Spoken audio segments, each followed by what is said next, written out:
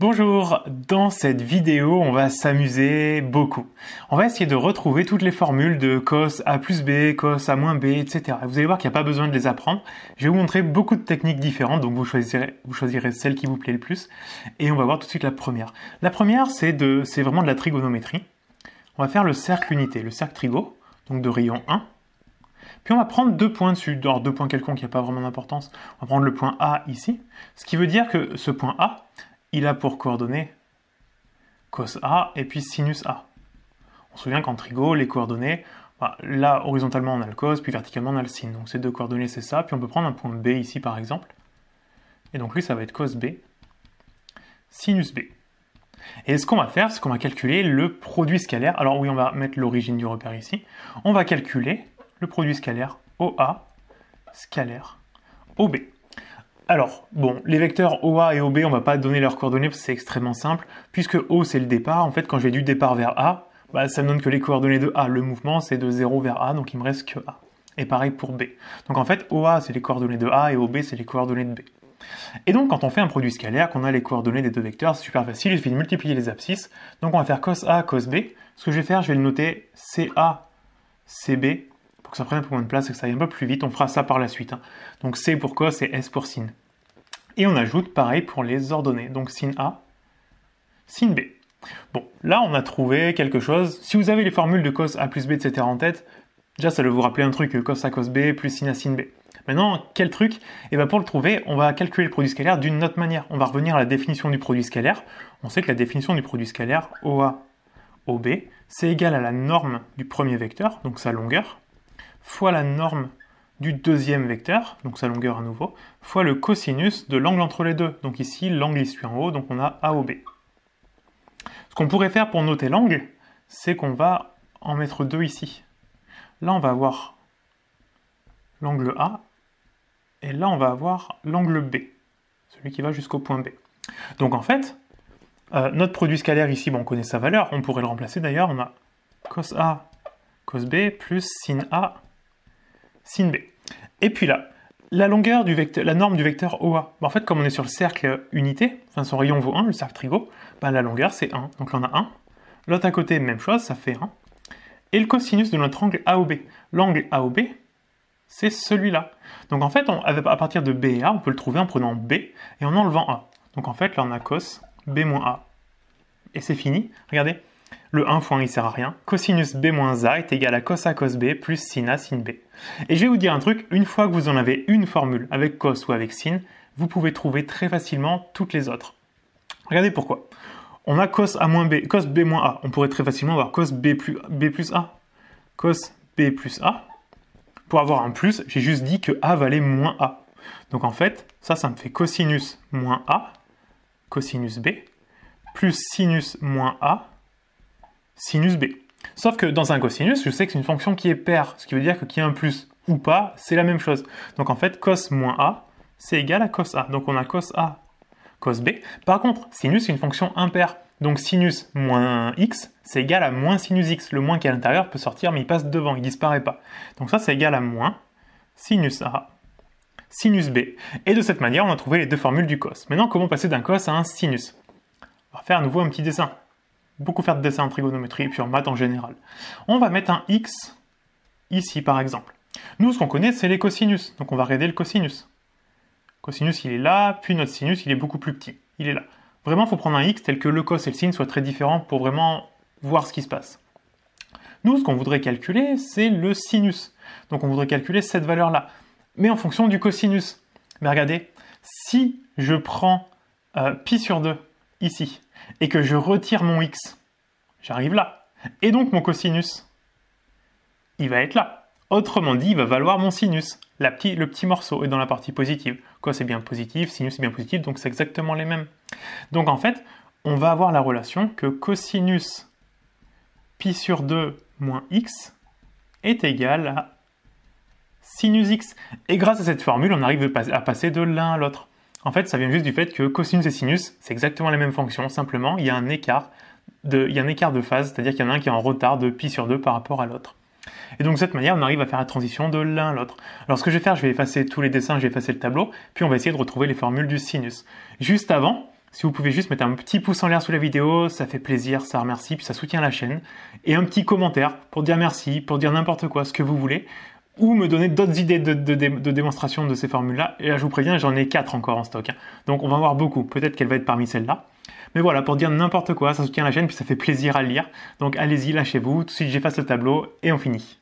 Alors nous, ce qu'on voudrait, c'est avoir par exemple sinus a plus b.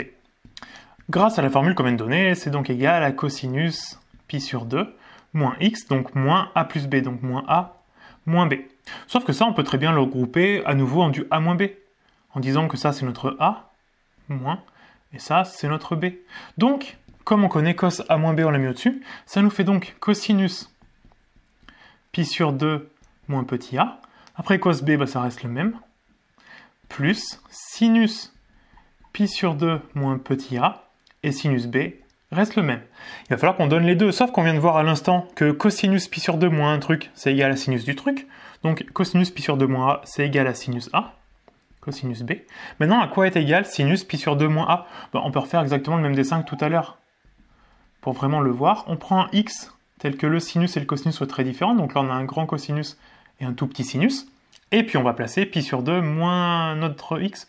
Donc pi sur 2 moins x, il est là. Et nous, ce qu'on veut, c'est le sinus. Le sinus, il est là. Autrement dit, il est très grand dans la partie positive, donc il correspond à notre cosinus. Donc là, on va avoir plus cosinus de a, sinus de b. Et de cette manière, on obtient la formule de sinus a plus b. Et pour trouver la formule de sinus a moins b, bon, elle, je pense que vous avez compris, mais c'est extrêmement facile. Il suffit de remplacer b par moins b.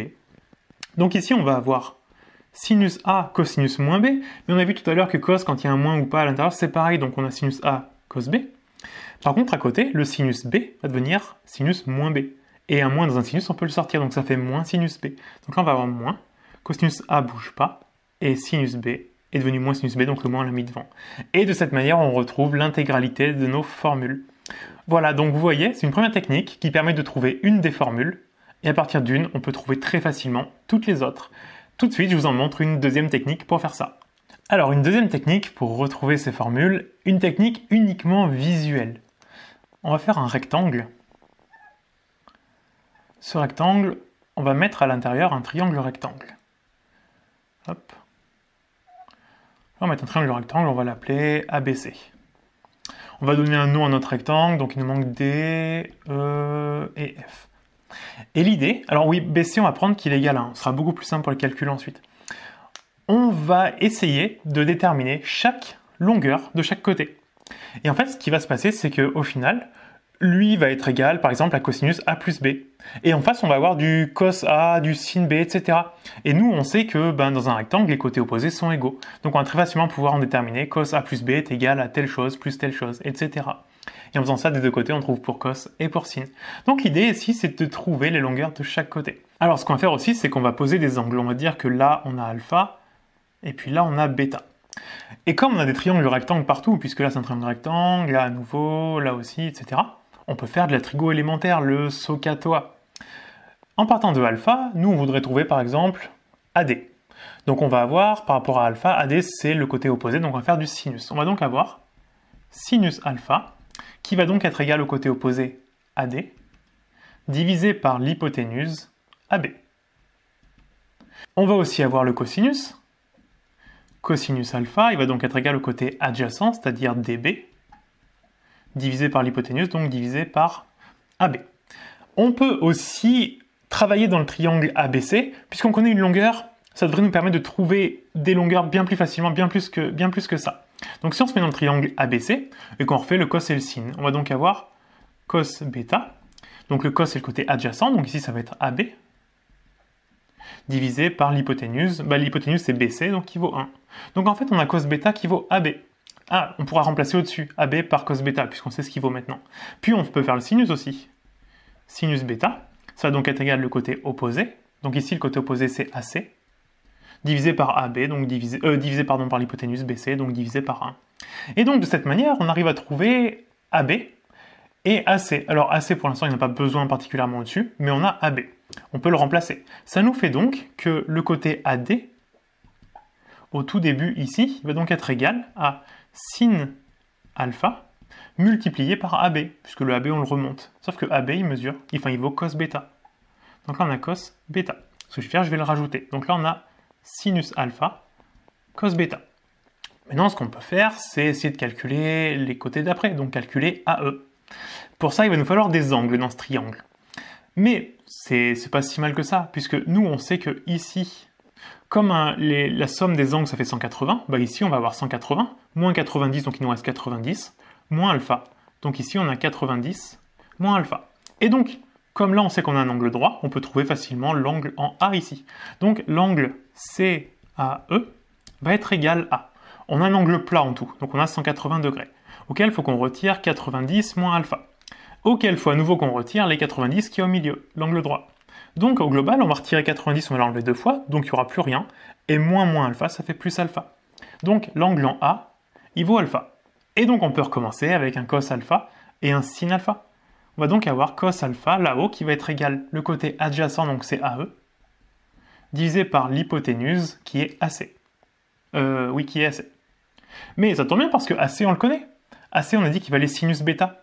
Ce qui veut dire que le côté AE, ici, va être égal à cos alpha fois AC, qui vaut sin bêta. Donc en fait, AE, c'est cos alpha sinus bêta. On peut aussi trouver EC, probablement en faisant le sinus, puisque le cosinus nous a donné l'adjacent, le sinus devrait nous donner l'opposé. Donc on va faire le sinus. On va donc avoir sinus alpha, qui va être égal au côté opposé, donc EC, divisé par l'hypoténuse, donc par AC. Mais AC, il vaut sin bêta. Donc EC, il va être égal à sinus alpha, sinus bêta. Donc là, on a sinus alpha, sinus bêta. Et puis maintenant, on va recommencer dans le triangle BCF. Alors, on va essayer de trouver l'angle en B, mais il est assez facile peut-être en trouvant celui-là, l'angle qui est en B ici. On va chercher l'angle en C, pardon, on va trouver facilement l'angle en B, puisque c'est 90 degrés, un angle droit, moins alpha, moins bêta. Donc en fait, l'angle en C, BCF, va juste être égal à la somme des angles, c'est 180, auquel on retire l'angle droit ici, donc moins 90, auquel on retire cet angle-là. Et cet angle-là vaut 90 moins alpha, moins bêta. Ce qui nous fait donc 180 moins 90 moins 90, ça fait 0, et moins alpha moins bêta, avec le moins, ça fait alpha. Plus bêta, tiens, on le sent arriver, le cos alpha plus bêta, il va venir de là. Donc là, on a l'angle alpha plus bêta. Et donc, on va refaire à nouveau un cos, donc on va avoir cosinus de cet angle-là, alpha plus bêta. Côté adjacent, donc c'est CF, divisé par l'hypoténuse, elle vaut 1. D'où l'intérêt de prendre 1 au début, je pense que vous commencez à comprendre. Donc, ce côté-là, c'est cos alpha plus bêta. On peut faire le sinus. Sinus alpha plus bêta, c'est le côté opposé, donc BF, divisé par l'hypoténuse. Mais l'hypoténuse, elle vaut 1, donc divisé par rien du tout. Et donc BF, c'est sinus alpha plus bêta. Bon, est-ce que vous commencez à voir ce qui se passe? Regardez ce qu'on a. On sait que dans un rectangle, ce que je vous ai dit tout à l'heure, les côtés opposés sont égaux. Donc on a que sinus, je vais l'écrire en toutes lettres, sinus alpha plus bêta doit être égal à sinus alpha cos bêta plus cos alpha sin bêta. Et à partir du moment où on en a une, on a vu tout à l'heure comment retrouver les autres. Mais on pourrait totalement continuer. D'ailleurs, on a dû le faire au début. DB, on a dû le trouver, je pense. DB, il est là-bas.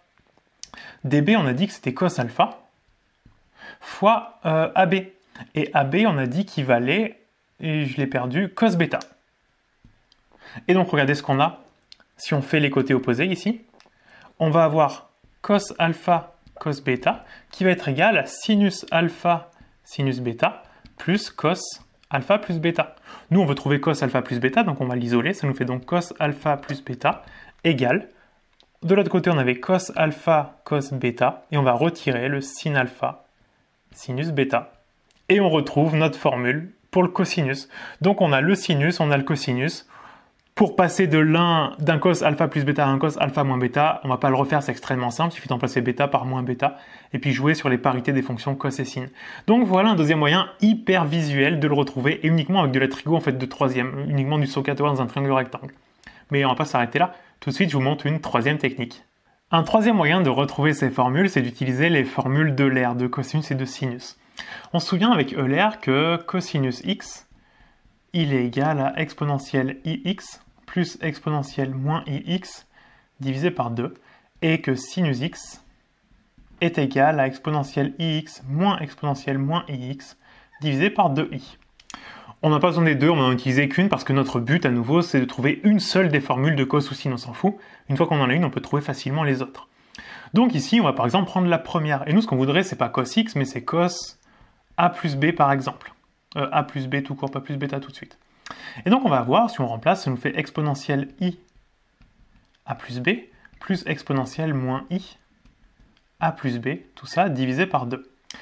On peut séparer avec l'exponentielle, on sait qu'on a... C'est l'exponentielle, alors je me souviens, c'était la première année de prépa. L'exponentielle, je me rappelle, c'est un plus fois morphisme. Autrement dit, il transforme une somme à l'intérieur en une multiplication à l'extérieur. C'est le nom que ça porte. Et donc là, on a exponentielle IA fois exponentielle IB, plus exponentielle moins IA, exponentielle moins IB. Tout ça divisé par 2. Et puis on sait qu'un nombre complexe exponentielle IX, ça c'est égal à cosinus x plus I sinus x. C'est le passage de la forme exponentielle à la forme trigo d'un nombre complexe. Donc là, on va pouvoir séparer réécrire toutes nos exponentielles sous cette forme-là, avec un cos et un sin pour revenir à des choses qu'on veut. Au final, on veut du cos et du sin pour exprimer notre cos de départ. Donc là, ce qu'on va faire, c'est qu'on va l'exprimer de cette manière-là. On va donc avoir, pour le premier exponentiel, je vais remettre à nouveau un grand C et un grand S plutôt que cos et sin. Ça nous fait donc cos A plus I sinus A fois cos B plus I sinus B. À côté, on va avoir cos moins A plus I sinus moins A fois cos moins B. Pourquoi je remets un cos? Bon, c'est pas très grave. Plus I sinus moins B. Et tout ça divisé par 2. Et puis là, on va juste développer. Alors, ça nous fait donc CA fois CB. Donc CA, CB. Ensuite, on a CA ISB. Donc plus I CA SB. Après, on a plus I SACB. SACB. Et pour finir, on a I fois I, donc I carré qui vaut moins 1, donc moins SASB. Plus, celui-là, plus. Et on recommence à côté. Alors, on va recommencer, mais en faisant attention, les signes, il y en a qui vont partir. Par exemple, cos moins A, c'est égal à cos A. Donc là, on va avoir cos A. À côté, on a cos moins B qui est égal à cos B. Ensuite, là, on va avoir le sinus de moins B. Donc le moins, on va mettre devant, il devient moins. Donc on a moins I sinus B. Donc on a moins cos A sinus B. Ensuite, on va avoir ici IS moins A. I sinus moins A. Donc ça fait moins I sinus A. Donc moins I sinus A fois cos moins B, donc fois cos B. Et moins I sinus A moins I sinus B, moins I, ça fait plus I carré. Donc le tout fait moins 1. Donc moins SA SB. Et tout ça, toujours, divisé par 2. Et regardez ce qui se passe, il y a des choses qui vont se simplifier. Par exemple, I SACB avec moins I SACB, ça dégage. Ensuite, on a I CASB. Je me rends compte que j'ai dû oublier un I quelque part. Oui, ici. Quand on avait cos A SB, il nous manque le I ici. Parce qu'en fait, les I doivent disparaître. On veut un cos au final, il n'y a plus de I normalement. Parce que cos, c'est que la partie réelle. Et donc là, on a I CASB avec moins I CASB qui disparaissent aussi. Mais c'est pas fini parce que CACB il y est 2 fois, donc on peut mettre un 2 et annuler celui-là. Et regardez, moins SASB il y est 2 fois, donc on peut mettre un moins 2. Et donc, concrètement, qu'est-ce qu'on vient de trouver? On vient de trouver que ça, c'était égal à 2 CACB moins 2 SASB, mais on se rappelle qu'on est tout ça divisé par 2. Donc, en fait, on retrouve à nouveau CACB moins SASB. Donc, on a cos A plus B. Une fois qu'on en a un, on a tous les autres, on a vu tout à l'heure. Et donc ça, c'est une troisième technique de le faire. Et tout de suite, je vous en montre une quatrième. La quatrième technique, c'est en utilisant la matrice de rotation. On sait qu'on a une matrice qui permet de faire tourner des vecteurs dans le plan. Par exemple, pour une rotation d'angle θ, on va le noter, on a la matrice Rθ qui est égale à cosinus θ moins sinus θ, sinus θ, cosinus θ. Ça nous donne une rotation d'angle θ. Ce qu'on sait aussi, c'est que lorsqu'on fait une rotation de A suivie d'une rotation de B, ça c'est équivalent, c'est la même chose que de faire une rotation de A plus B. On tourne d'un angle A puis d'un angle B, c'est comme si on avait tourné d'un angle A plus B. Ça se traduit avec la matrice, ça se traduit sous la forme R de A plus B qui est égal à R de A fois R de B. R de A plus B, bon, moi je remplace cet état par A plus B, donc on va retrouver tous nos cos A plus B, sinus A plus B. Il va suffire qu'on calcule le produit de la matrice R de A fois la matrice R de B. Et normalement, on va retrouver toutes nos formules. Donc on va écrire notre produit matriciel, RA fois RB. RA fois RB, ça nous fait donc, en termes de matrice RA, donc on va avoir cosinus A moins sinus A, cosinus A. À côté, on va avoir RB, donc ça nous fait la même chose avec des B à la place des A. Pas très compliqué. SB et CB. Et puis maintenant, on va simplement faire le produit matriciel. Alors, pour faire un produit matriciel, on fait les lignes fois les colonnes. Donc là, si on fait ligne 1 fois colonne 1, ça, c'est un truc, c'est avec les indices pour savoir à quel endroit ça se place au final. Oui, déjà, notre matrice, à la fin, elle aura quelle taille? C'est une question qu'on peut se poser. Ça, c'est comme la relation de Chasles. Si vous avez une matrice, 3 lignes, 2 colonnes, ça, c'est comme ça qu'on donne les dimensions d'une matrice, ça, on ne peut le multiplier que par une matrice, 2 lignes fois autant de colonnes qu'on veut. On s'en fout. Mais juste, il faut qu'au milieu, on ait la même valeur autour de la multiplication. Bon, ici, c'est assez évident, parce qu'on a un 2 fois 2 avec une 2 fois 2, donc il y a des 2 partout, il n'y a aucun problème. Et en fait, la dimension finale, c'est, imaginons que je mette un 1 ici, c'est comme si on faisait du châle, on condense au milieu, comme si on colle les deux choses, et donc il nous reste 3 et 1. Donc ça nous donne une matrice 3, 1 au final. Donc là, on aura une 2, 2, parce que nous, on a ce produit-là, 2, 2, avec une 2, 2. On vire ceux du milieu, il nous reste bien une 2, 2. Donc à la fin, on a 4 valeurs à mettre. D'ailleurs, j'aurais pu la mettre un peu plus large, celle-là, je vais l'élargir un petit peu, pour qu'on ait plus de place, parce que les formules sont un petit peu plus grosses à la fin. Et donc, pour savoir à quel endroit on met quel résultat, et bien là, ce qu'on va faire ligne 1, donc dans une matrice, on donne, la première valeur c'est la ligne, et la deuxième valeur c'est la colonne. Donc là, on va être ligne 1, colonne 1, donc on est 1, 1, donc on va être ici. Et donc nous, ce qu'on multiplie, c'est CA-CB, donc là, on va avoir CA-CB, et après, on fait l'autre après, donc moins SA-SB. Moins SA-SB. On recommence, première ligne, deuxième colonne, donc ça fait 1, 2, donc en fait, on va être ici. Ça nous fait donc CA moins SB, donc moins CA-SB, et puis ensuite, on a moins SA-CB. Moins SA-CB. On recommence en dessous. Ligne 2, donc on passe en dessous, ici. Et colonne 1, donc on est sur un 2, 1, donc on est là. SA-CB. SA-CB. Et puis ensuite, on va avoir CA-SB. Plus CA-SB. Et pour finir, on a ligne 2, colonne 2, donc on va être à la fin. SA moins SB, donc ça fait moins SA SB, et puis après on a CA-CB, donc plus CA-CB. Et ça, on se rappelle que ce produit, il est égal à la matrice RA plus B.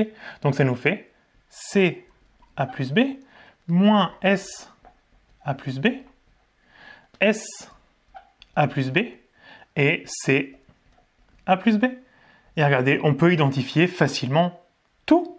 Cosinus A plus B, c'est cos A cos B moins sin A sin B. D'ailleurs, on le retrouve à la fin. Cos A cos B moins sin A sin B, c'est le même. Sinus A plus B, c'est sinus A cos B plus cos A sin B.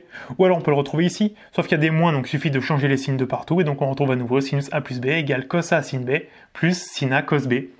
Et donc voilà un quatrième moyen de faire. Alors, je suis convaincu qu'il en existe d'autres. J'en ai pas trouvé plus comme ça. Mais je suis sûr qu'il en existe d'autres, il y a forcément d'autres façons de faire. Donc si vous en avez une en tête, proposez-le-moi en commentaire, je suis très curieux de savoir. En tout cas, j'espère que ça vous a plu. Moi, je me suis bien amusé à le faire.